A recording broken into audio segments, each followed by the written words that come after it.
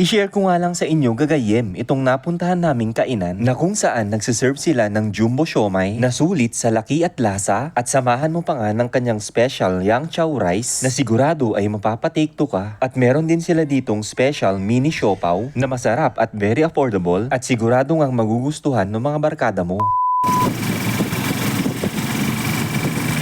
Ngayong araw nga, sakay ng isang tricycle dito sa Aritaw ay pinuntahan namin ang bagong bukas na siomai house. At dahil nga ay pare-pares na rin kaming nag-crave kaya dito ang bagsak namin. Sabi nga nila wala sa laki at liit ng pwesto yan. Basta quality ang food na may isi-serve sa'yo. Along Maharlika Highway nga lang itong pwesto nila dito sa may Arevalos Residence. Pagkadating nga namin gagayem ay nag-order na kami agad. 3 siomai rice special worth 60 pesos each. At 3 ring mini siopaw, 12 pesos lang isa. At boom! Wala pang 5 minutes, andyan na yung order namin agad. Maski nga yung siopaw, mainit-init pa. Malalaki nga yung siomai nila gagayem. For only 60 pesos, may alachaw fan ka na. Kaya ano pang inaantay natin gagayem? Lagyan na natin yan ng chili oil. At syempre, isunod mo na rin yung toyo mansi. At ayan na nga, first bite na panen. Sa sarap nga ay mapapasundan mo nga talaga ng 2 kutsarang kanin. Nay, in focus na pa. siopaw.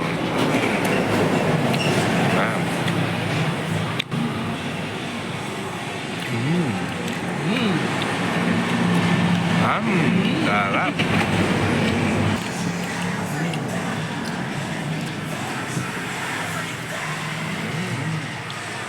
At ayan ay napa-order pa nga ulit si Paring Roy. Isa pa nga siopaw.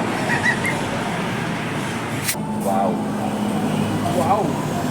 Siopaw.